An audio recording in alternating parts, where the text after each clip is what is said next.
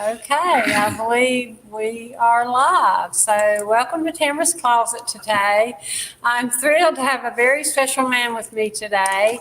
I just met him about a week ago, and I feel like I already know him all my life. He has had the most incredible journey. He's won numerous art awards, humanitarian awards, and has more stories than most of us will ever have in 3 lifetimes. So he is just amazing, and I'm thrilled to be here. He's a self-taught artist and furniture designer. He has a beautiful inn in Blowing Rock. He's written several books. He was even photographed as a child by a German spy, so I'm going to have to get him to share that story.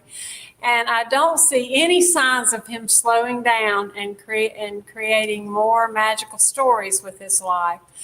And just in the short time I've known him and be around him, and we're in his gorgeous gallery today, the Bob Timberlake Gallery in Lexington, North Carolina.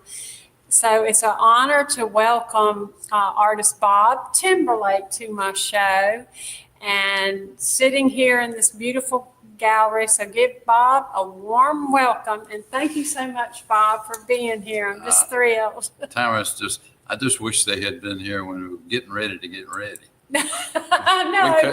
We were laughing and all the stories and stuff and whatever. But anyway, I was thinking about it one time. I had to make a speech, and the speeches beforehand went on and went on and went on. And I didn't tell you this because I had to go to the bathroom. Okay. The speeches went on and on and on, introductions and everything else. And by the time I got up to make my speech, I had to go to the bathroom so bad. I couldn't even make mine. No. And Mary Ann just walked in a while ago. We've got an elevator here that we've got a sign on it that be sure and go to the bathroom before you get in the elevator, because you never know when it's going to stop. So, anyway, that's not true. But anyway, we were telling stories. It is true, actually. But we're just telling stories about Iron Eyes Cody and all this really wonderful people that I've been able to be around and love, and especially this time of year. It's favorite time of the year, Christmas and all that sort of stuff. All the grandbabies and great-grandbabies and all that sort of stuff. You have 7 grandchildren? 7 grandchildren, 6 greats. 6 greats. Yeah.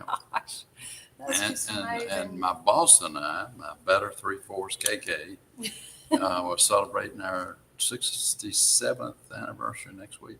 Oh, that's wonderful. Next Wednesday. Well, happy anniversary. And she is my boss. She's a tiny thing, but she's ferocious. Oh, I know.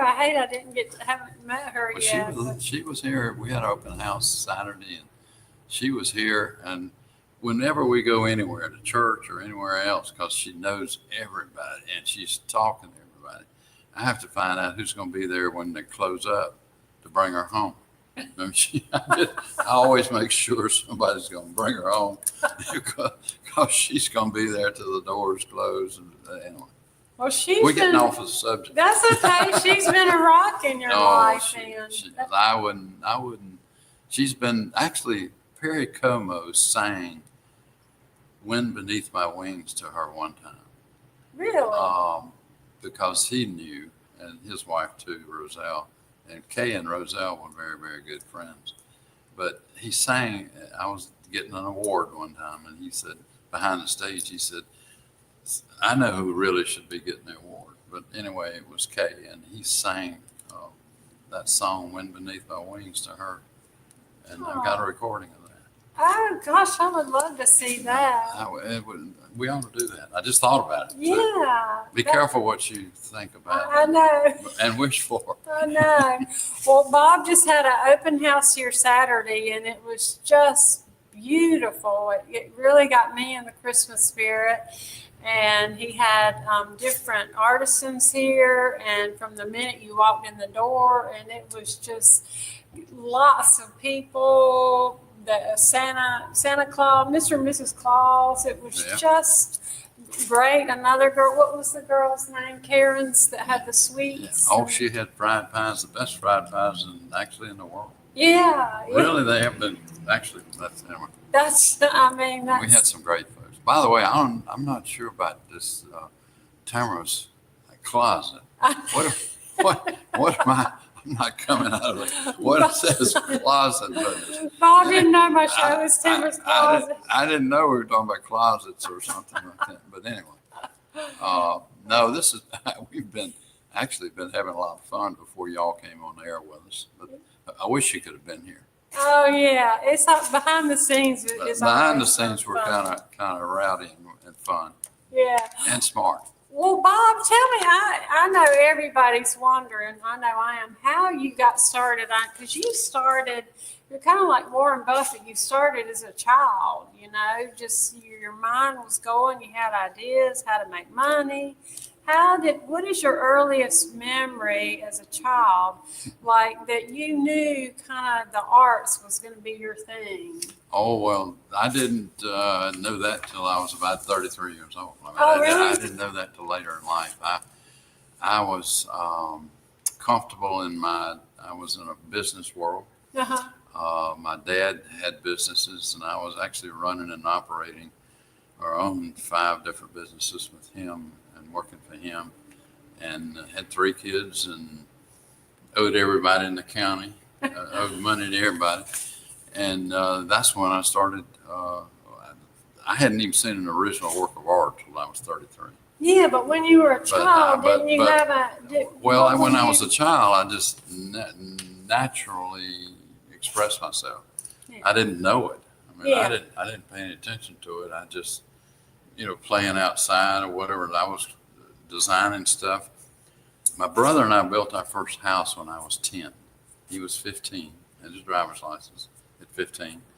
And my dad dumped off an old house he'd torn down the lake. And he came home one night and said, "Y'all been talking about a lake house. If you want a lake house, go down there and build it." What? And so we went down to the lake house, to the lot. And there were all these 2x4s and windows and doors and stuff. So we built it. But was it a real house? A real house. We had more fun in that house. We didn't have a stove. We had an outhouse. We washed dishes in High Rock Lake. We caught fish in High Rock Lake. Was that the house that this stove was in, that wood stove? No, that was different. no, not that stove. But no, and then I kind of, with my brother, 5 years older, I followed him. I'd do anything. We were fishing. We fished at night. We did all kinds of stuff. And we got caught in hurricanes. We had to cut ourselves out there one time with a saw, a crosscut saw, not a chainsaw. But anyway, I grew up down there, and then, I don't know, it sort of caught on. I was my own architect when I was 12. I was drawing house plans. I drew the plans to our house where we live today. I was doing all that. I just did it naturally. I was doing the scenery at church. People recognized that, I did stuff, and I didn't pay any attention. I was just playing, And then I built this chest that I built starting when I was 14. I took an industrial arts course in high school, and most of the guys in the industrial arts course were going on to work in the factories, the furniture factories. Well, Dad had some tools in the basement, saws and stuff like that. So I worked in the basement with him. We didn't have TV till I was 14 or 15. Wow. And so we worked in the basement on knickknacks and things like that, on the saws. So I took this course to learn how to sharpen the saws and use them and make things. Uh-huh. So I got into class, and the instructor, very smartly, I guess, looking back on it, he knew I had done the scenery at the church and done all this. He said, "Bob, if you pick out a project, there's an award you probably would win." And I said, "Well, what do you want me to pick out?" And he said, "You pick it out." So I picked out a Pennsylvania Dutch dowry chest, which is bigger than this coffee table in front of us. I was 14 years old. So I picked out this chest that was in the Abbey Duke Rockefeller Museum in Williamsburg, Virginia. And all I could see was the pictures of it. So I built it and painted it And That's this one back right in here the that I back here, photographed. here in the gallery. And it took me 350 hours. And by the time I finished it, I was 15. That was in 1952. But I worked on it in class and after class, and I painted it all and everything else. And it was pretty amazing. I won that award. I was the first person in the South to ever win I won my first Industrial Arts Award. And that was at 15. 1952. And I won a trip to Dearborn, Michigan, and $100. And $100. Yeah. But back then, $100 was, that was pretty good. But when I look back on that, though, that was an amazing thing that I didn't realize. And I'm 15 years old, 14, and I'm working on cars. I got my driver's license when I was 14. So I'm building cars too. You built two. I'm building, well, by the time I was 17, I'd built 2 cars. But I was working on cars when I was 14 and 15. But I'm in the Scouts. I'm hunting, fishing. I've got my eyes on this little sweet thing that I'm married to right now. I'm playing football. I'm playing all the sports in high school. And I'm a busy 15-year-old. And when I look back on it, and I had no intentions of furniture or anything, when we live in a furniture town, and it was a great place. I could smell wood all the time, and I knew people in the business, but I never planned to do anything with furniture, except we were actually in the furniture business since 1913. My grandfather started a retail store in 1913 and a funeral home in the back. So I was involved in all that stuff. Now, what was your father's business that he had? He had a furniture store, funeral home, a gas company, propane gas, bottle gas business. Yeah. And another company that was in real estate, and then a finance company. And so I was involved in all this stuff, rental property and everything, and building rent houses. And so I was a busy young guy, and I enjoyed it, whatever. And art was just something to play with until I got older. And then what happened was I went up to Chaddsford, Pennsylvania. My mom saw something, an article in a paper about they were opening up the Chaddsford River Museum in 1968. And she said, we ought to go up there, because she knew that I liked art. I was enjoying art, and I had talked to her about Andrew Wyeth, how much I enjoyed and admired his work. So she said, why don't we just take a family trip up there? And I said, it'd be great. So Kay and I, and Mom and Dad, and I drove up there, and we got up there, and I went to the opening. And it kind of just blew me away. It stunned me to see his art. I saw some. And it stunned me. And I saw a painting in there that was called the Doctor, and it was Dr. Margaret I. Handy, and it was his children's pediatrician. He'd done a painting of her, and she was at the show. And so, I was literally, I'm getting chilly about telling it now, but I was stunned with how good he was. It floored me. I thought I knew something about art, but I didn't know anything about art. And so I walked out in the parking lot, and I was standing out there talking to a chauffeur, Mr. Henry T. DuPont's chauffeur, because he was the only one in the parking lot. And I was just wandering around in the parking lot, dazed, really just dazed. And I ran up on him and just started talking to him. And he was talking about where do you stop to eat, coming down, driving back and forth from Florida to Delaware and up in Pennsylvania, because they drive back and forth to Florida.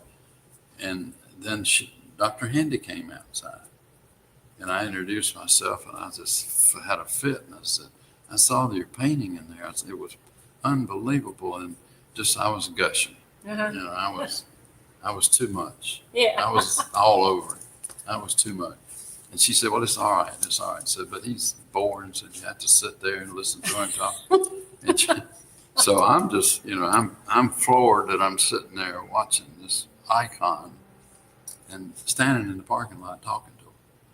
And she knew the chauffeur real well. So anyway, I don't know how I got onto this, but anyway, so she tries to shut me up almost. And I said, kept saying, oh, it's just wonderful. She said, well, he wants to paint me again, you know, another portrait. And I said, well, you ought to do that. Oh gosh, Moses, I'd make you, you know, I'd make you immortal. What are you talking about? And I kept doing that. And she said, no. I said, he's boring and all that. And I said, well, I just can't believe you wouldn't do that. Like that kind of got it. Uh-huh. She looked at me. She said, well, I might do it, but he wants to paint me in the nude. But I mean, she tried to shut me up. That's all she was doing, to shut me up. But anyway, so she did shut me up. I stopped talking then, which I ought to do now. But from that visit, the point of that story is we became friends, standing there in the parking lot, and she invited Kay and I, mom and dad, up to her house, and she'd been in Maine all summer, and we went up to her house to see her collection of all these beautiful paintings and stuff. Uh-huh. And I mean, I turned off her alarm for her. I mean, she hadn't been there all summer. Oh, the furniture was covered up in sheets and stuff. Uh-huh. And she took us on like little waifs or something. Uh-huh. And I told her my plight. I loved art, but you know, I was busy. I'm in business. You know, I'm working. I got 3 kids, and you know, I have a lot of money and everything else. And so she's just talking about that and all that. She said, and I said, well, I got her phone number and all that. And so we came back home, drove back home, and for months I was in the fall, and so that was in October, I think. And so about February, I came home one night from work, uh-huh. And I had been stewing about, I'm going to work in dark, coming home in the dark, working all day, got 3 little kids who want me around, and I'm missing them, and I'm missing Kay, and I'm a workaholic, yeah. And I'm working too much, and I'm working on our trucks. In 1968, I was running my car off of propane gas and had a telephone in it. I'd rigged a phone up in it. But we were doing innovative things. I was doing a lot of innovative things, and my mind was just going like this. And I couldn't sleep good because of all that. And I was working. When I came home at night, I'd go downstairs to try to paint. Because I'd seen all this up in Chad's Ford, and my mind was, you know, what if? So I came home one night in the dark, walked through the house, dialed her phone number, dialed Dr. Handy's phone number, and she answered. And I told her my plight, and she said, well, why don't you just call Andy? And I said, you call Andy, Andrew Wyeth now? She said, yeah. And she said, here's his phone number. Go ahead and call him. I just talked to him. So I should have said, well, would you call him first? But I just hung up the phone, dialed the number, and he answered. And he didn't know me from Adam, and she hadn't talked to him, nobody. And I told him sort of my plight. Yeah. And he said, well, when can you be here? Goodness, and I said, well, I can be up there in about 3 days if I can get I'll bring my dad, just let him come up there with me. So that's what happened. 3 days later, I drove up there, and I went over to their house after dinner that night. I'm skipping so much stuff, but I went over to their house, and I carried 6 paintings with me. One of them's, by the way, right back here. And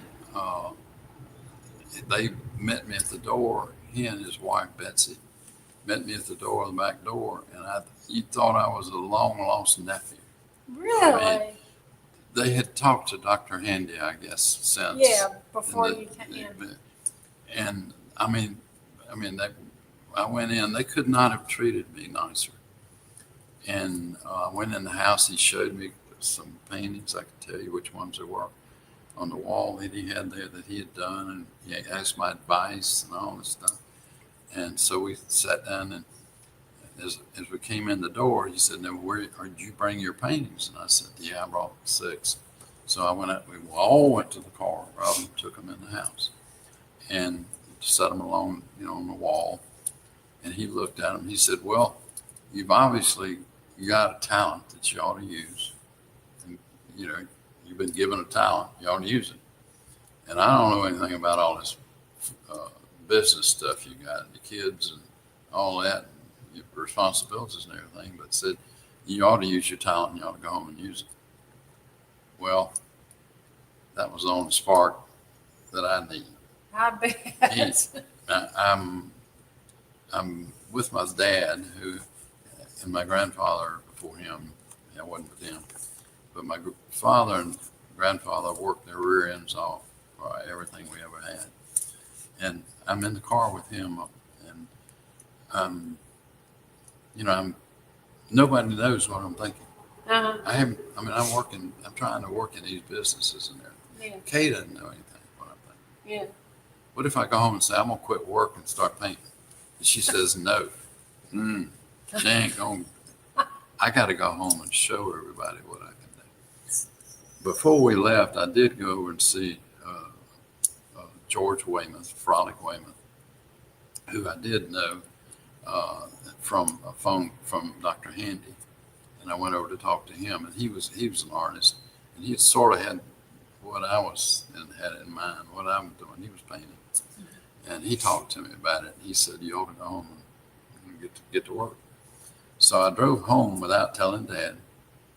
I couldn't talk to him. I ran out of gas up on the Virginia line because I was just enamored with my future, how I was going to do this. Your wheels. All these people that are dependent on me, all this stuff and everything, and my brother, everybody else. How am I going to do this? And so I came home, and 11 months later, and I started painting. What did you tell Kay when you got there? I didn't tell her anything like that. I'm going to stop painting. You just. She would have said, "You crazy? You ain't going to do that."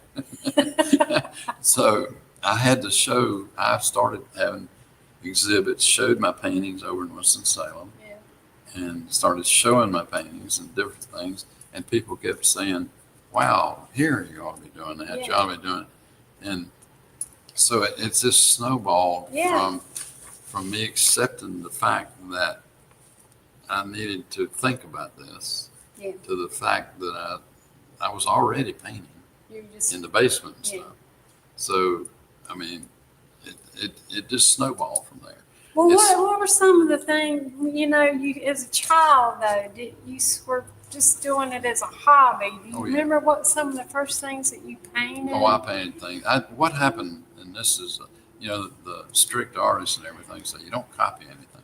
And you don't copy for sales and stuff like that. But when I was little, we had no way to know it. I had no way to know anything about art. Yeah. I hadn't seen an original work of art till I was 33. So, or 30. I'd never have really known. It's at least 30 years old. So my point of it is that I took things that I loved, I liked, Frederick Remington, Russell, Andrew Weiss's father, all kinds of Treasure Island. I took pictures of books that I had read and things that I had seen. I copied them. Mm-hmm. And what happened was I copied Frederick Remington or Charles Russell out west, and Indians, cowboys and Indians and all. And what happened is I did this, and I could copy them like they were. Yeah. And like they painted them. And so, but I liked what he did, and I liked what he did. But eventually what happened was I went down this road bouncing back and forth, and my style came out. Okay. So That's how you discover. That's the your only style. way. I never took any kind of art lessons. So all I did was try to find out what my heart was telling me. Yeah. And that's what I did. Yeah. And that's what happened to me. It's not for everybody, not for everybody. But I will tell anybody that wants to do something in art, it's an amazing world. Everything, your boots, your sweater, your pants, Yeah, you notice the all that when- TV, those cups, this sofa. When I get up in the morning, I am designing. If I'm not designing or creating, I am really frustrated. Oh, yeah. What C.S. Lewis once wrote, he had 6 impossible ideas before breakfast. Yeah. I have 6 before breakfast, 6 before lunch, 6 before dinner, and 6 in the shower at night.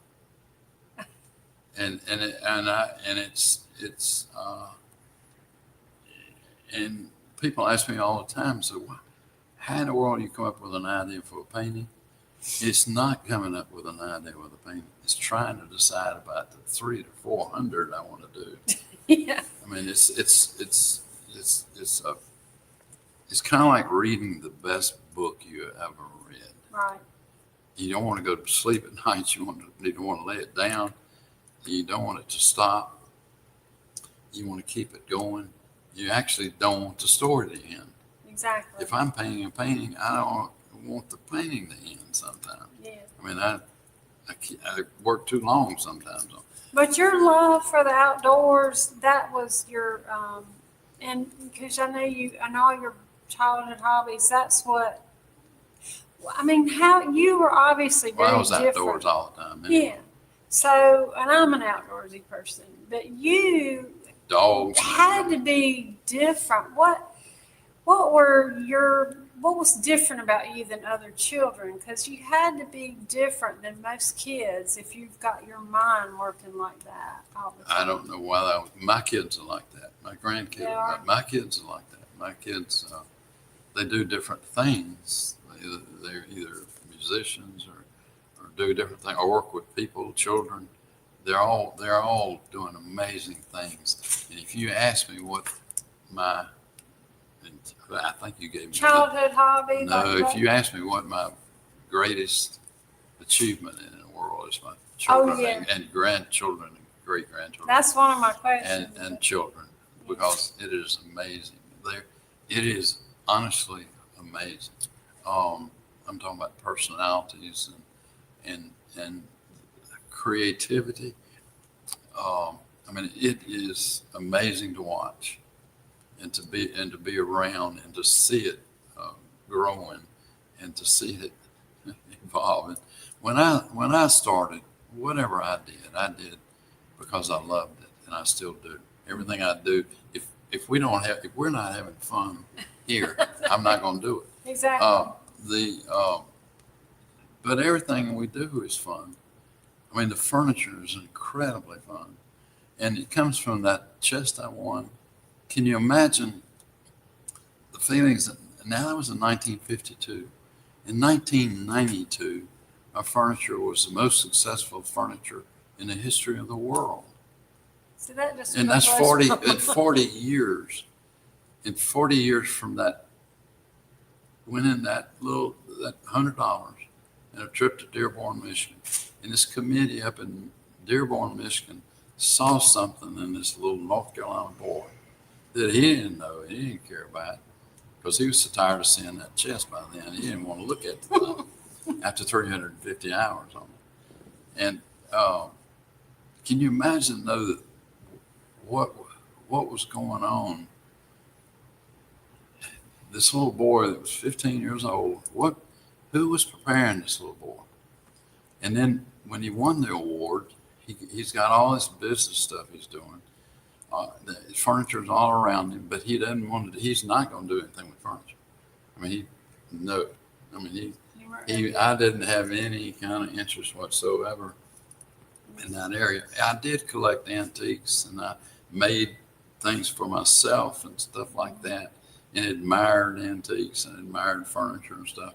But I wasn't manufacturing. I'd never been in a showroom before. And it was the biggest showroom in the country was it right here, all around us, High Point and everywhere else. But I had no interest. I shunned that. In fact, I had about 5 different companies talk to me about doing something, maybe designing something, until my hometown furniture company came to me, and it clicked, and it was like family there.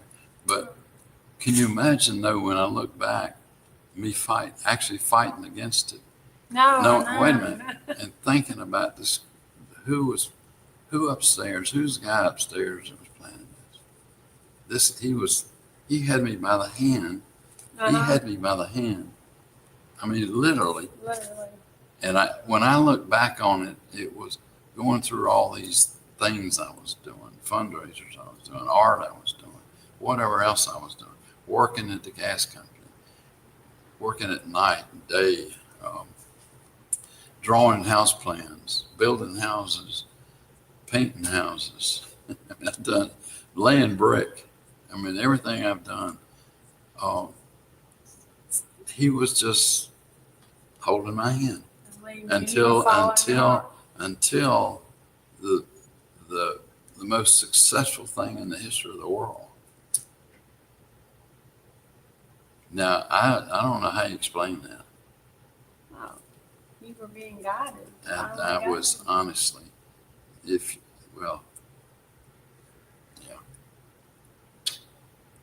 Well, let me ask you this, because most artists, I've interviewed a lot of artists, and I observe them on social media. We have that ability now.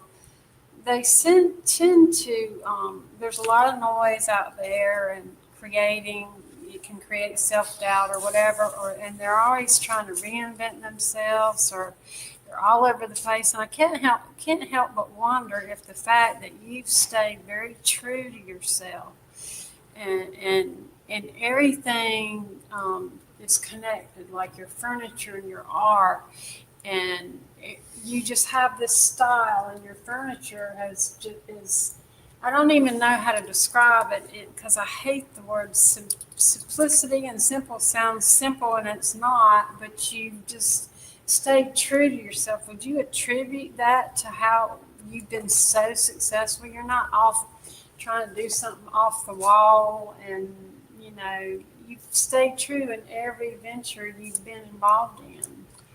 I don't know how true, but one thing, when I had my first exhibit in New York, which was sold out at the Hammer Galleries, and the Hammer Galleries was the top 3 in New York and one of the top galleries in all the world. And my show was sold out before it opened. And here I am, I go up there, In fact, we had like 350 people went up there for the opening. And we had a good time. But I asked Dr. Armand Hammer, his brother ran the gallery, Victor Hammer.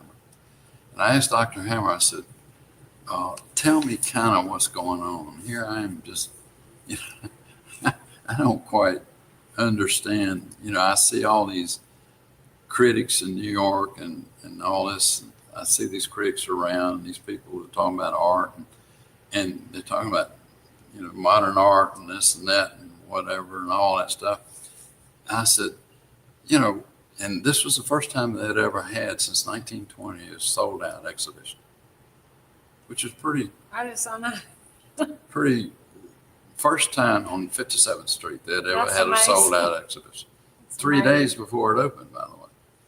What? I want some of your fairy dust. But no, he said, Bob, it's pretty simple. Well, I said, I'm trying to get it in order. I was trying to figure out what's different. I mean, I don't hear anything. Nobody's screaming about me out here at the New York Times or anything. They did, but not then. Yeah. Nobody was saying anything about me in a magazine or anything else, or in an art magazine or whatever. And I said, what's going on? He said, Bob said, there's nobody likes your art except the people. And he said, tell me what that and meant they to you. always will. He said, it's simple. And he collected all kinds of art from all over the world. And he said, and when he told me that, and I've kept that. What did that mean to you? Well, I didn't know quite how hard that was. Well, it meant a lot to me then because I didn't know what I was talking about. The best thing I had going for me was I was so naive. I didn't know what I was doing. I mean, seriously, I didn't take it serious. Yeah. I mean, the second show was sold out before it opened. The third show, anyway. And they gave me, by the way, the shows I had were the worst times they could give them to me in the year. I mean, like Easter, and there were 2 or 3 holidays And going. they still sold They out. still sold out. But because I was a new guy on the block, I mean, they, whatever. But all that stuff. But I was still just, I was still just doing it because I loved it and what I was doing. Imagination is more important than knowledge. Yeah. Mr. Einstein said. Remember that. And you're asking these questions, and I'm sitting here thinking, there are 2 quotes. Imagination is more important than knowledge. But a love unexpressed is only an illusion. And I've always, if I could just, with all the stuff I do and whatever I've done, and I still can't do it all. Yeah. I can't get it the way it's really.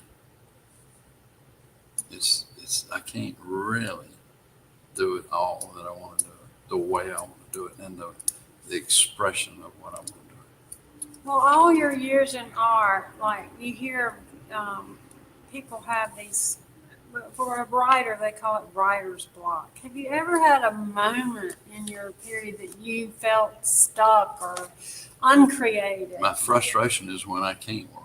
No. And then when I hadn't, but there's 2 kind of frustrations. The frustrations when I can't work and get something done and busy doing something else, maybe working on designs or furniture and everything else. I mean, I've done everything from the brick in this building are all our designs. Wallpaper. I've been building all my life, so I love all of that. I love wood. So anyway, but my frustration is when I can't design, and then my frustration is when I am, say, painting, I can't get back to it because of something else. You get pulled away. Well, but that's you can control that frustration. It's just, boy, I can't wait to get back to working on that or something. Yeah. And I do that intentionally every afternoon when I am, we'll say, working on a painting. I leave something easy and something exciting to do the next morning. Oh, that's a good way to, yeah. And so I'm That's a at good way to night end the like day. that book. I've laid the book down and I want to finish that book. And I can't wait to get up the next morning to get back to that book, that painting. So I do that all the time. Your wife must have the patience of Joe. I don't know. A 'Cause you big stay so stick. busy. A big stick. No, she has. She has to put up with a lot of all this. And the thing is, though, I don't know how to express all what I'm telling you today. I don't know how to express it. But it's all it amounts to is sharing. Yeah. All it amounts to is sharing and doing things you love. And from Saturday, I got some notes from folks, and people told me unbelievable, wonderful things that made them happy, and that's my reward. I mean, it's hard to explain. It's the reward that I get from other people and my kids and my grandkids, and anyway. Well, Okay. what did your parents think of you when you were young? I mean, They knew I was. I didn't pay any attention, but they knew my brother was. He's brilliant, but I was just, I mean, I was, I was too young to go on scout trips with him or something, or go on a hunting trip. I would draw out what he was going to take. I would do a pictograph of, say, like a tent, an axe, or whatever. I would actually, before I could even write, I'd draw out what he was going to take on his camping trip. I'd make a list of what I knew he was going to be taking with him or doing. But I mean, I have still got some of those. Mom saved everything I ever had. But I just did it. It was one of the hieroglyphics. I mean, I could picture it. Mm-hmm. And that's, of course, another thing. My whole life, I've been going around. People ask me all the time, do you use pictures?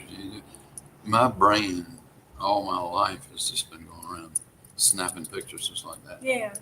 I mean, trees. I mean, I see how different trees, oak trees are different from other trees, and maples are different. And I'm always pointing out leaves, the different leaves. And, Kate, she didn't pay it. Other people don't pay attention to that, which one's which. I know, I took that picture of that leaf in your hand. Yeah.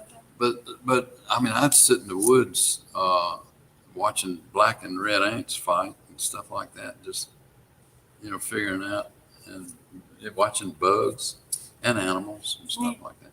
But it was just, your parents had to know you were gifted. Curiosity. It was curiosity. And what you do though, and that's what worries me about all these kids sitting behind a screen all day. Because you can't imagine what you get sitting at a fire on a bank of a lake at night, watching the stars and the moon and counting shooting stars. We used to do that. They look at it on a computer. It's not, well, you can see it on a computer, but you don't feel the breeze and hear the frogs and eat the fish that you catch and you don't. It's not near the same. Now, hopefully, my kids and my grandkids will have some of that, and it's not. And I don't expect everybody to do what I did. I'm not saying that, but I fortunately, we didn't have TV till I was 15, and fortunately, I had tools in the basement. Fortunately, I had mentors, many mentors. I had a guy when I was building cars.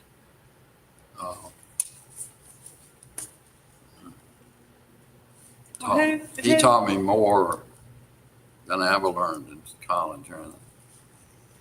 Who was would you say, was your first mentor? First mentor. Well, the first one that really made a dent, I guess, was this A.B. Hardy that was in the class that I built the chest, the industrial arts class. Uh-huh. He had it was a weird thing because the first day I go in there, he calls me in the office, and he knew I was, I guess, I'm going to college. I'm going to college, and everybody else in there is going to go to the furniture plant and work. I mean, that's what you did. Yeah. And you didn't. Everybody didn't go to college. You didn't have to. Nobody wanted to. Yeah. Anyway, so I'm in there, but he knew that I did this other stuff, and he knew my dad, and he knew my connection with another mentor, Fred Craver. And I guess Fred Craver was the mentor before him, because Fred Craver was a woodworker that took me on probably when I was 7 or 8 years old. And I didn't know he was teaching me, but he was. Yeah. And I'd go sit beside his wood stove, which is back in this back room, by the way. Yeah. We would sit out there and he'd talk about wood, and he would rub the wood, and he would smell the leather like you were a while ago, this beautiful leather. But it was, he would tell me the different woods. Then I would go out in the woods when I was younger, and I could tell And he'd tell me how it grew and the rings in it and how old it was. And I mean, it was fascinating to hear all this. I mean, you could see the love he had for it. Yeah. And so I guess before A.B. Hardy, I was trying to think in sequence. But Fred Craver was really my first mentor. And then, of course, when I got in high school, that's one thing that carried over to the industrial arts class. I knew a lot about what watching him do. And so, but when I got in that, Mr. Hardy was so positive about it. He said, well, there's this award they give up in Michigan, and Ford Motor Company does every year. Said I know you'll win that. I never thought I wasn't going to win it. Really? If you saw the movie A Field of Dreams, I did. I never thought I wasn't going to win it. I mean, it wasn't even a question. All I had to do was finish it. That's amazing. I mean, I truly didn't ever think I wouldn't win it. I mean, that's weird to say, and whatever you want to say it is, but I thought I would. And I was going to make sure I did. It was going to be so magnificent that I was going to make sure I did. If I started it, I was going to make it magnificent, which I did. You did. And I got to Michigan, and my roommate was 15. There were 12 different categories. There was wood, and there was metal, there was plastic. Ford was looking for talent. Yeah. Ford Motor Company they were looking for clay. People did model clay. Uh-huh. There were 12 different categories. I was in the wood and furniture. My roommate was in plastics. I don't know how you can tell this. I thought how little I was when I got talking to my roommate. He's 15 years old.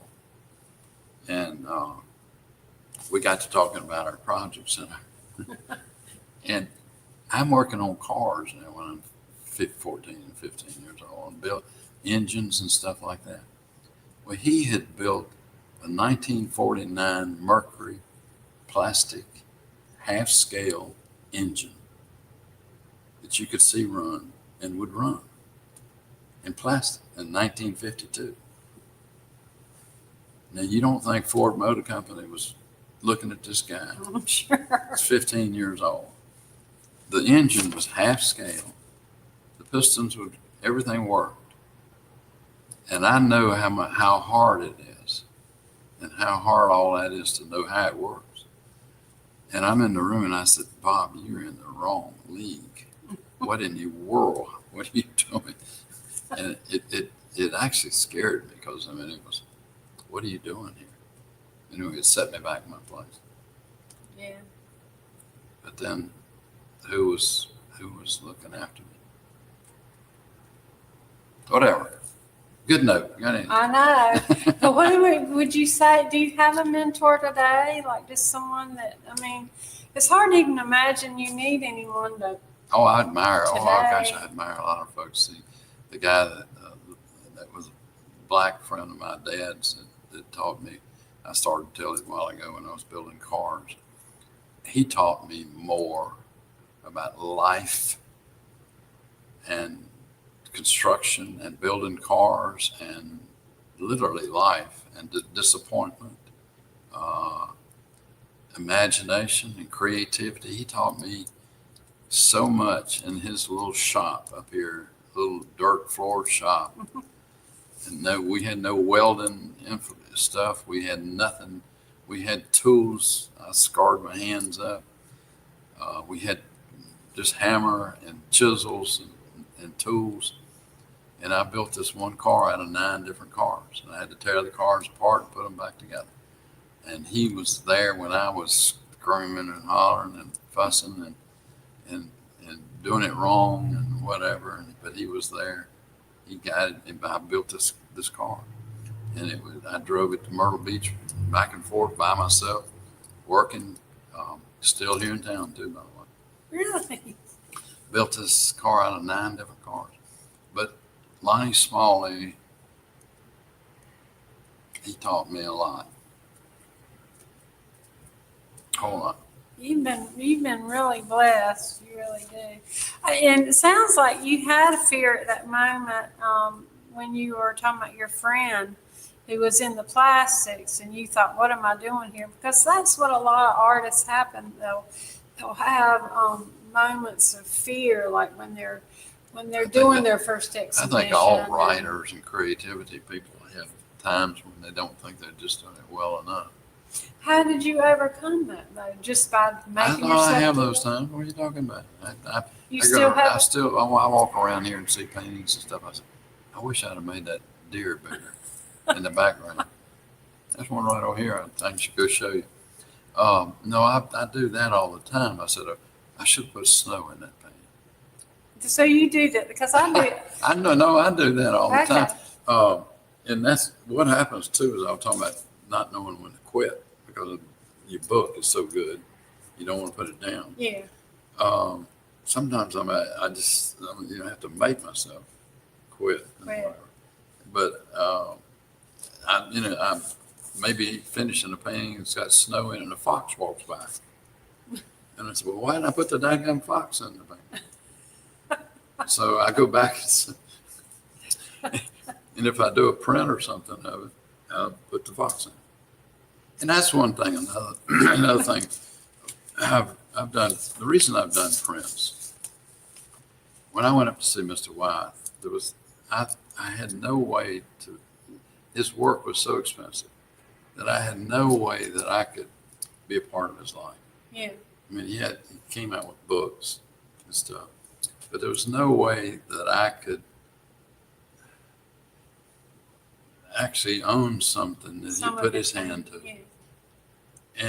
And I thought to myself, before I was an artist, that if I was ever an artist, that I had too many people who lived in house trailers, little houses, couldn't afford tiddlywinks, had a cookie jar and all that. I said, that's, if ever I was an artist, I would make sure that people had something that I had touched, worked on, or something that they could afford. See, I think that's wonderful. Because you have prints and you have your originals, and then. But that's why I did it. That's exactly why, and I've been criticized for it and everything else, but I don't care because I'm gonna do it anyway. I think it's great. I mean, even these coffee cups. What are they? Is this a painting you did? Or? Yeah, you know what when cardinals appear when angels are near. That's what you told me. Yeah. Hold that up. Isn't that pretty? Yeah. I don't know if we can see that. But yeah, you've got. I noticed at the open house you had several. But that's supposed to have coffee in it for you to drink. I know, but it's empty. It's empty. I'm sure. Yeah, but anyway. Cool. No, and you didn't even show anybody your Christmas present. Oh, I know. This little thing, God gave me this. It's one of his stamps. Another thing. It's a 1980 Christmas stamp. It's a 1980 Christmas stamp. But it's on a. It's on. And now this is not a toy because I carry one of these with me. Don't break them off. You want me to? Yeah, you go. I carry. I love to. We did this Saturday to kids that came in here. But it's a paint set. He gave me my very own paint set. Trying to say, I don't know how to do this. Here, I'll do it. I can't even answer my phone, so I'm not sure what we're doing. It has a little brush in there. But I do. I carry one with me to the mountains or something, and you never know when you might have an idea. Oh, I do doodles and stuff all the time. I mean, I'll get up from here and walk and see something, and you ask, I stumble over things all the time. My brain's going. If I don't write it down, or do something with that little paint set, or sketch it off or something. Do you want to share about this one painting behind you with the moon? Oh, on my head. The moon on your head. That's down at my studio, down at the guest house, and it's the geese flying across. It's just another scene, and I love Christmas, and it's just that time of year. And that, in fact, I had a friend in here from Charlotte yesterday that's thinking about that real seriously. Yeah, were you here and you had two dogs? You saw the two black labs? No, Saturday? Mhm. No, I saw This Penny. was after lunch, or two. There were two black labs sitting right there. I missed those. But anyway, they Starsky and Hutch, by the way. With the That dogs. was their names. Yeah. But no, but I do different things all the time. I mean, I love snow, and I love Christmas, of course. And so I do what I actually kind of in a way I go from season to season. I mean, I love Halloween. I love pumpkins. I do too. I saw And, your pumpkin. I'm a pumpkin nut. But anyway, it's just all those. There's so many things to do. I can't live I couldn't live 10 lifetimes and do all the things I want to do. I know. I wish you could be around another 80 some years. I'll be 88 in January. I know. I saw that. But we're working on this new furniture thing that's just going really, really, really well. And why we're doing it too, of course, is we come full circle. We came full circle from family partners to family partners now, and made in America. Yeah. We were made in America, made here, and it got. And They you've kept that tried to way. get away from that. They went to China and all that stuff. I didn't go to China. You said no. No. So, Good for you. and it's taken a while to figure it all out. But what we're doing is we're working here in North Carolina, up in Newton Conover, with this folks here. And then we're working with the Amish folks up in Ohio and Indiana and up in there. But what we're doing, fortunately, it's kind of what I did in the beginning. I worked with the best people that did the best things. We had the best of the best there ever was in furniture in the 90s and the early 2000s. Now we have the best of the best even before that. We have the furniture now is so far better, quality-wise, mechanically, and everything else. It's hard to say because we had the best of the best, and we thought, and we did. And that table right there, anyway. But this table today is so far better. The mechanics of it, the drawers, the guides, everything is, and the workmanship is just. These Amish folks are proud. And what we did, we picked out the ones that could do the best coffee tables, the best chairs, do the best finishes. So all the 5 different ones that we work with, all of it comes in to be finished at the same space. But the people that are doing it are specialty things in what they do. So we're getting the best of the best of the best. Right. So it's amazing. And I mean, I went up there and went from place to place, and if somebody couldn't do something, they said, well, I got a friend. And they were really good about this. They didn't, you'd think they want to be sure they had it to work on, but they'd say, well, my friend down the road down here, he does really something else on the chair. I said, you ought to go see him.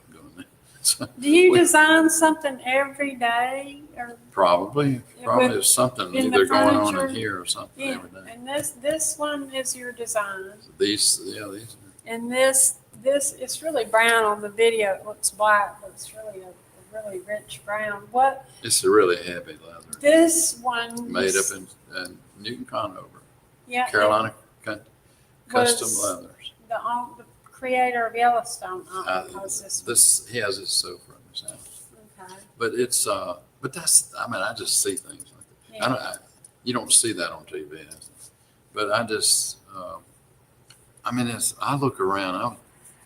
I was on QVC 4 times, and the reason I was on QVC was I wanted to see what they did. I couldn't figure out what they were doing. I mean, and what happened to us, we decorated the sets, and we were selling like throws and things like that. But people wanted to buy the stuff we had on there to decorate. But they wanted to buy the chairs and the sofas and stuff. Yeah. But they back then they couldn't do that. They just couldn't. It's The canoes, you made these canoes? No, this canoe is a birch bark canoe I got 50 years ago up in Canada on a scout trip. And that's the one we used with Iron Eyes Cody to Keep America Beautiful campaign. But the sailboat. And he couldn't swim either. But he was he had a life jacket on under. And he was fussing about it. But it was one of those yellow life jackets that you pull it, it'll blow it up. Yeah. But you couldn't see it because he had his buckskins on. Yeah. But he was a character. Oh. We had a time too. We did most all the PSAs, public service announcements and stuff. A lot of them. And won all their awards you can win and all that stuff. But he was something else. Well, what about the sailboat up here that I can't show them, but I was. Well, I had 90. That's a combo canoe and It's sailboat. a sailing racing canoe. Okay. It's a 16-foot racing canoe. And it's mahogany and all that sort of stuff. And it's really rare. And you made that one? No. That Okay. thing's 120 years old. Oh, that one Yeah, is? yeah. Okay. No, I didn't make everything in here.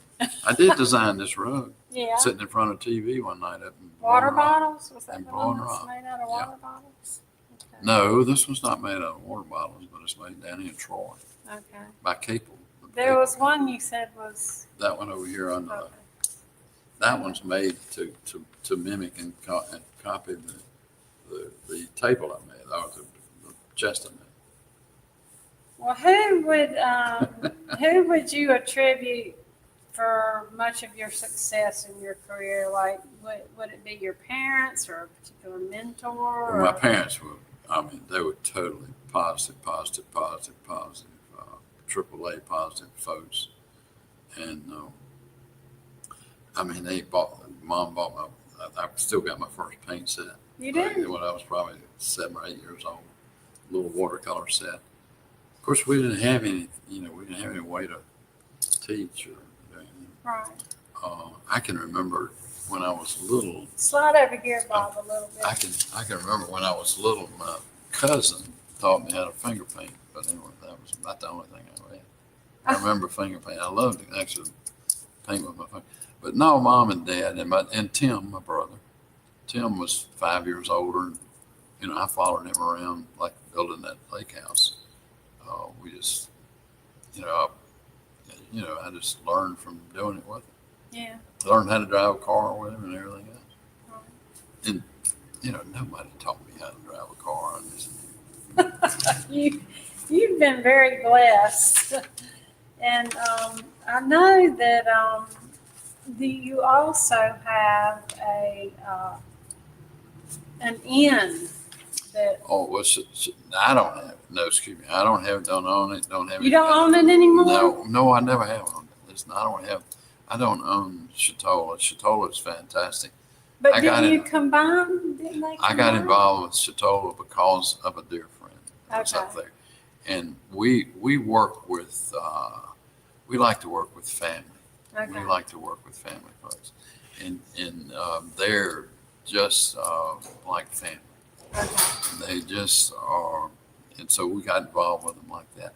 But I have no financial Okay. anything involved with it Okay. whatsoever. But they My use your name. Yeah. Because we are like,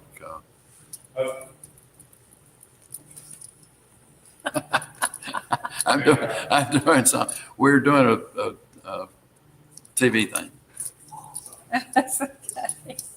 We just had a delivery for Christmas. Oh, good. Okay.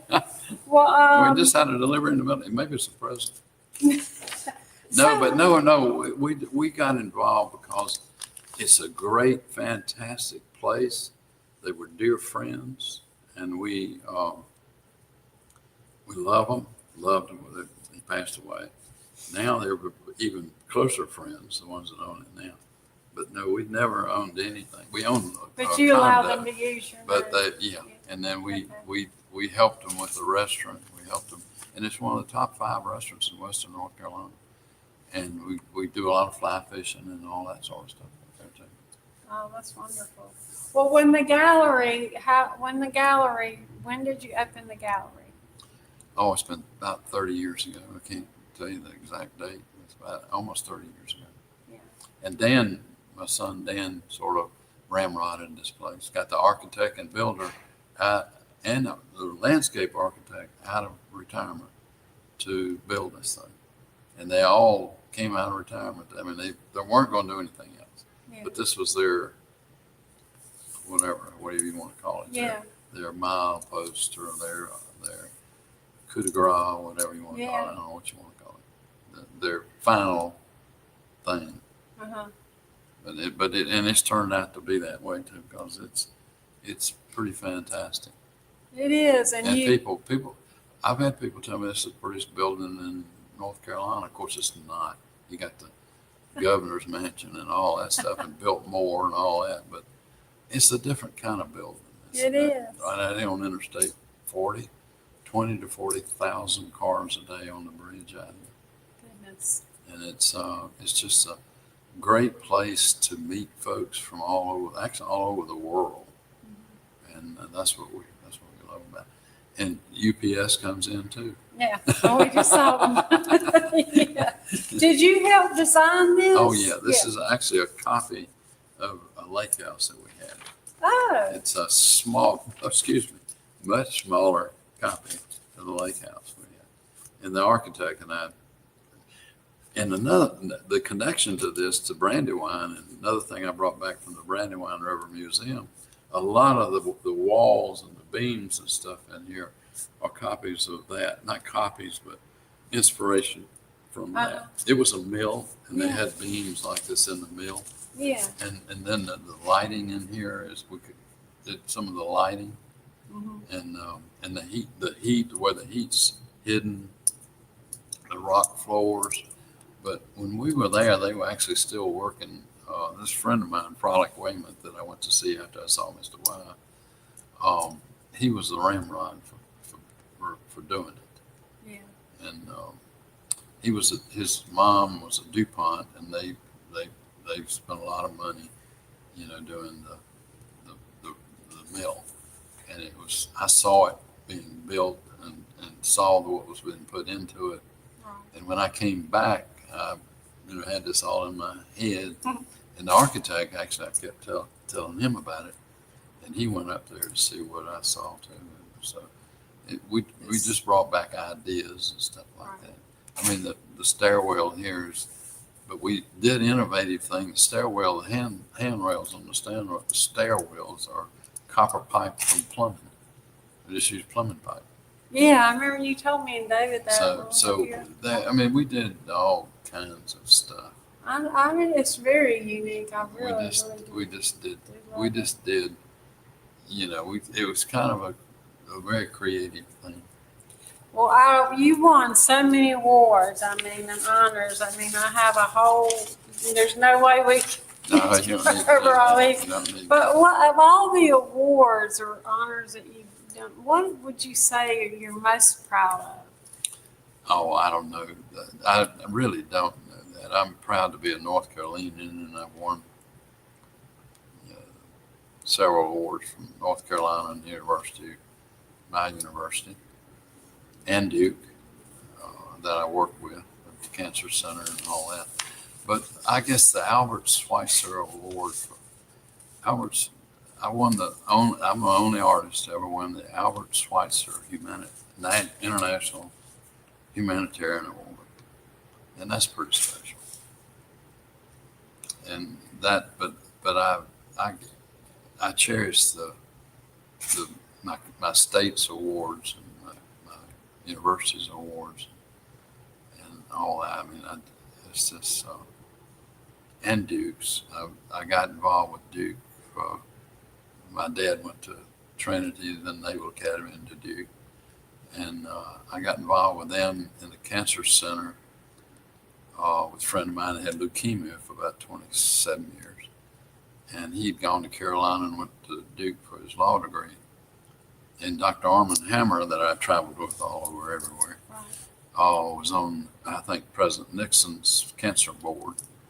And we talked about defeating cancer in his lifetime and all that sort of stuff. So I got involved with Duke years ago, 40-some years ago, 45 years ago, something, and started working with them, and then worked with Perry and Rosa Okomo with the Children's Hospital down there.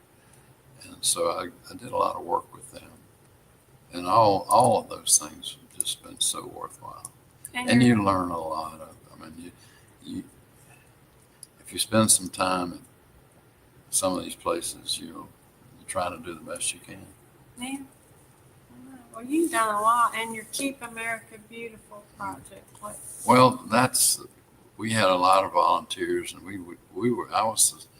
Iron Eyes and I were the spokespersons, and I was the artist, and so I painted him, and we were raising money and being, spokesfolks, or whatever you call them, and we did the ads and stuff like that, and helped them do all kinds of stuff, and it's just one of those things. Another thing to get involved with and keep out of trouble. Well, we started keeping North Carolina beautiful. All these green garbage trucks and stuff you see, and flowers out here on the highway. That's where it started. I first started working with them in 1975. So it's been a long time. Yeah. But I mean, I just can't believe how much you've done. Just when I was here and you were showing me the stamps and just everything is just. I hope I'm going to do a lot more. I know you're going to do a lot more. Because I'm working on them. I know you are. I hope they be coming to fruition one of these days. Oh yeah. Well, you've just done so much. And what is the most precious part? Well, you told me your grandchildren were the most precious. That's my part. Well, is there something very precious about your career that the most? That No, it's just all of it. All of it. I mean, I just, by the time I was 18 years old, I had done so much. I told my grandmother if I died the next day, I'd done more than anybody I knew at 18 years old. So I'm 88 now, so I didn't know what I was talking about at 18 years old. You'll be 88 next month. Yes. Okay. But no, I can't. Just being able to express yourself, being able to do what I do, to do what I love, and people, the people like Saturday, and the people that I can talk to and visit with, and do what we're doing here today. And I need to tell everybody that's watching this how much I appreciate you watching this, and I just hope anyway, I don't mean to sound like that, but I do appreciate that. And it's being able to express yourself. Yeah. Being able to share. Love unexpressed is only an illusion. But you said earlier that you got a lot of people, some people, artists or whatever, whoever gave you a hard time for getting into the prints and the coffee cups. That's not a hard time. That's just people. But somebody's going to do something about everything. But to me, you've capitalizing on in every area like that. You've met so many people. Oh yeah. Well, that may be. You asked a while ago what it was. That may be the best thing, is being able to meet and know and and to have been able to be around and experience so many really unusual and wonderful, friendly, talented people, because I have worked with a lot of talented people. Yeah. And a lot. And I have been able to, I fed off of that too. I mean, I feed off of that. And fortunately have been able to do that.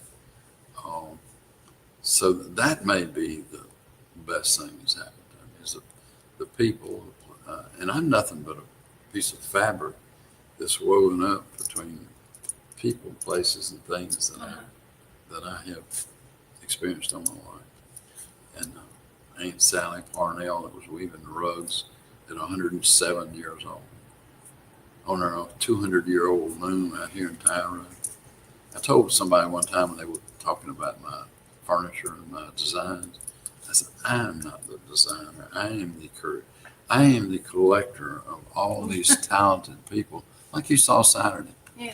All these talented people that I have admired and surrounded myself with, or been able to be friends with, or collected their works.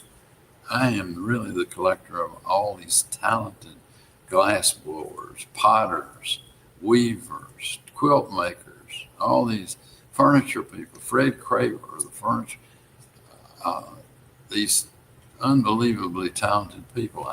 That's where I got my stuff from. Yeah. I'm not the designer. I'm the collector of all of these, and then they put all their stuff in my brain, Yeah. and whatever comes out of my mouth, or whatever it is. But but that's what it is. It's all those people and places and things, but people mainly. And I've met a lot of them really interesting. Who would you say is the most fascinating person you've ever met? The most fascinating person. The person I was most intimidated, this is weird. I was most intimidated by President Reagan. Really? Yeah, because I He don't know. seemed so No, nice. it's crazy. I haven't been intimidated with very many people, but we were in the White House, going to the Oval Office, Iron Eyes and I, and President Keep America Beautiful, and we were a senator, and we were in the hall, and it was a crazy day at the White House. There was something wild going on. I don't know. There were senators and congressmen and vice presidents and everybody else in the White House. The guards were there, and there were military there. It was a bit something. I don't know what was going on, but there were senators leaning against the wall, and they were sitting on the floor. People were just everywhere. It was pretty full. And here we are. We come in the front door, and there's Marines at the front door there, and we go in, and we don't wait at all, and everybody else is waiting. It's just a wait atmosphere. Right. I don't know whether we're waiting on him or what. Well, we go in and we go down the hall, and it's a long hall, and I'm in front, and I see him at the desk. And I'm walking down the hall, and I see him, and he gets up, and he sees me, and I make eye contact. And I'm walking in there, and I don't know what it was, but I couldn't hardly remember my name. But he was just so overly friendly and whatever. And Iron Eyes is behind me, and they've been in several movies together. Goodness. And it was an interesting experience. They were arguing about. Here I am standing in the Oval Office of the White House, and Iron Eyes and the President of the United States are arguing about who fell off of which horse in which movie. And y'all don't believe this. And there's a photograph of me standing off to the side, and I'm just sitting there saying, nobody's going to believe this. That's what I'm saying to myself. Yeah, it's in here somewhere. Oh gosh, But I mean, I'm I'm standing there. Nobody's going to believe this. That had to be a pretty wonderful. But he was intimidating. I never will forget that. I was just But he was nice. Oh no, he was just as down to earth, friendly, and he was grabbing my hand, and it wasn't anything he did. It was just, what do you want to call it? The state of affairs, a state of something. But it was the state I was in. There was all this stuff going on that was crazy behind us and around us. But yet again, it was so calm. And I was fixed, I guess, for something. I don't know what it was, but that's the only time I've ever been intimidated by somebody. Oh, that's. But he was. But I mean, it wasn't long. It's just when I got there, we got to talking and all that stuff. I think that's pretty amazing. I mean, UPS guy will be back in a minute. okay. Well, you have had the most incredible life, and I encourage anybody who's close enough, or even if they're not, to make an effort to come to your gallery. Come get some barbecue in Lexington. I know. Well, I did try. Yeah, I did. You did? Yeah, we did. Yeah. Okay. David didn't. He stuck to his diet. But I said, I haven't had barbecue in so many years as she suggested. And I said, I'm going to have a cheat meal today. And so I'm going to have a cheat meal. Did he have the banana split? He didn't have anything. He's doing What? some bodybuilding competition, so he can't cheat. Oh, rats. You know I how we made cheated our for him. You know how we made our barbells when I was growing up? How? You take a coffee can Uh-huh. or one of those gallon cans, and we'd pour seam in it, put pipe in it, and pour seam in it. That's how we made our bar. Really? We put a sleeve in it and put the bar through it. That's pretty how good. we made our own barbell. That's pretty good. Well, you still stay in shape. Do you? Well, I got to get out of the bed in the morning. I know. No, I've got really a lot of things to do. I could work 24 hours a day here at the gallery. I don't, obviously. I think I'm going to only start working half a day, Oh, I don't think you'll do that. just 12 hours. Yeah, 12 hours. Does your wife ever see you? Oh, yeah. Yeah, I'm there all the time with her. But no, I think I am on but I get up early. Anyway, but I have so much to look forward to. And I love your that's the- attitude. Your outlook. It's so many people got a cup half empty and all that stuff. It's Well, but what you if- just I know it's not all roses and Yeah. all that stuff. And I got times that people are having rough times, and we're having rough times. We do this and things. When we started the furniture, it was the worst time in the history of the furniture world. Wow. 1989, it was the worst in the world. I mean, it was going bad. And then we started doing what we were doing. Well, your And we didn't know furniture any is- different. We didn't know any different. We were just doing it from the heart. We were so naive, and I was so naive, I didn't know any different. But it kept growing. You must have strong faith to keep. You have just To keep and going. we hadn't even talked about my family and my background, my heritage and K's and all that. We hadn't been able to get into all of that, but that's really where I come from is our forefathers, our faith and all that sort of stuff. But that's important. That's important. Your I- faith. I have the German Bible back here that my 8-time great-grandfather, 8-time grandfather, whatever it is, was reading by firelight when he was assassinated by the British in 1781 on November the 4th. Really? By his firelight, by his fire. If you saw the movie The Patriot, Mhm. he was there were two patriots. Valentine Linhart, which is Leonard, Mhm. German for Leonard. Woolrich Fritz, which is German too. Fritz was German. And he was reading the Bible that I have back here in the vault. He was reading the Bible and was shot through the head and assassinated. And his colonel had led him into battle. This was over at Guilford Courthouse. And the reason he was shot because he and Woolrich Fritz had raised all the armies here in North Carolina to go up to bring Cornwallis from Charleston. And they were down here on the river trying to get across the river. And they were trying to suck Cornwallis and tease him up through here to get him where they could pin him up. Uh-huh. They got him to Guilford Courthouse. And we did battle with the British over at Guilford Courthouse. And we got our rear ends whooped, but we won the war. Yeah. We crippled the British so bad.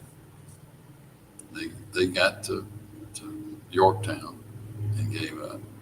But his second in command to Cornwallis, supposedly, now all this is hearsay, but supposedly his second in command was telling him, congratulating him on winning the award at Guilford Courthouse. Uh-huh. And he said, son, another win like that will cost us the war. But anyway, he lost about half. I don't know how many troops he lost. But these two men that were assassinated on November 4th, 1781, were the two men that raised the armies to go and fight with General Greene, fight Cornwallis. Uh-huh. And the British, after we had won our independence, took it out on these two men. This dark November 4th night in rain. And my forefather was shot through the doorway of his house, and he was reading by candlelight and firelight on his fire. And Wilbur Fritz was shot the same moment. There were 12 men that met like a jury. 6 went to one house, 6 went to another house. Six shot my forefather, 6 shot the other forefather. Valentine Linhart is my forefather. Kay's forefather is Wilbur Fritz. That's right. You were telling me that. They were buried together by their colonel that led them into battle, and read the eulogy over the grave was these two friends, these two men who have lived together, have fought together, have died together. We buried together as one soul, as is our nation because of it. We don't take that lightly. Mm. Those two souls, when Kay and I got married, got together. And our children, and grandchildren, and great-grandchildren, 22 generations, by the way. That's amazing. We don't take that lightly. You got an incredible history. That's why all this is going on. It's not me or this place or anything, or furniture or art. It's because of all. As Charles Carroll used to tell me, you got to know where you've been to know where you're going. That's right. On that note. I got one more question. What advice would you give to someone that might be watching this or watching the replay? It'll be up forever. So if they're wanting to get started or go to a new level and as an artist. Just Get exposure the best you can. Show your art. I have never been to any kind of art exhibit or any kind of talk or whatever you want to call it. I don't care whether it's art or not. If I go to a movie, I see things that if I go to a play or something, I see things, whatever. You see things at the Nutcracker that are creative, obviously. Yeah. But no, just go to as much as you can to absorb as much as you can and get as much brain work and criticism and talk about your stuff as much as you can. But the main thing, I guess, is get exposure, show your work, and listen to it. And critics, I had all kinds of critics told me to just go fly a kite and everything else. So just follow your heart. That's everybody says follow your heart, but do follow it. My intuition is. I have strange. I knew the Panthers were going to lose yesterday. Did you? And I knew they were going to lose. I knew it. And if I was a betting person, I'm not a betting person, but I do somehow, like a field of dreams, I do somehow know things like that. But and it's sometimes a strain. But just get the exposure. Get exposure. That's the best thing. And believe in your work too. Believe in what you do. It may not be the best thing in the world. You may not be talented. You may not whatever. But if it's making you happy, that's what's important. Yeah. And whatever you're doing, whatever it is you do. Well, I think that's good advice. I do. And I can't thank you enough for doing this and being here with me today. This has Oh, it's been fun. it's been fun. Yeah, I won't have- told you if it wasn't gonna be fun, we won't. Yeah, I know we weren't gonna do it. And I hate, I could be here all day with you, and I know I'm gonna have to stay in touch with you because it's just, it's been such an honor to meet you, and I feel so inspired. I really do. And your work is just, your inspiration to me because I'm just trying to figure out how I'm gonna live long enough to do everything I want to do. What is next for you before we go? That's one thing. I ain't worried about living. When I told my grandmother when I was 18, never did worry about dying. Yeah. Anyway, never did worry about that. Never had. But, and I've almost, on several occasions. You have. Almost had close, I've had very, very close, I shouldn't be here on several things. But tell everybody hello and Merry Christmas. Yeah, definitely. And so I can't wait to see what you do next. Yes. Well, we're working hard on the furniture right now, trying to get that out. We're kind of just trying to get that in. And that's that. If you could understand how many jobs that is, and understand what it means to America, and what it's going to mean, by the way, after next year, it's going to be, it's going to mean even more, I think. And I've known it. I've known that too. That's one thing I've known. That's good. But that the furniture that's just another aspect of creativity. But when we do the furniture, we do other things along the way too, and it creates other things. Somebody told me one time, said, a rising tide raises all the ships. Yeah. So I mean, it's true. It's a Kennedy thing, I think. Uh-huh. And so and it's true. It's true. It's so we'll do the best we can and hope for the best and try to support as many people as we can. Good. It's such an honor to meet you and be here. It's just been so much fun. I can sit here all day with you, but your wife might get mad if we don't leave unless you get back to work. Take the garbage out. That's right. Well, I want to thank my viewers for being here, and make sure that you share the replay of this interview on your social media sites. Make sure you check out Bob's website at bobtimberlake.com, and his furniture is on there. And make sure that if you can, visit his gallery in Lexington, North Carolina. It is just a treat to be here, and I'm so glad I got to the open house. So. Well, thank you for coming. Yeah. And to your own success and dreams, you just keep on rocking it, and we will see you soon. Take care.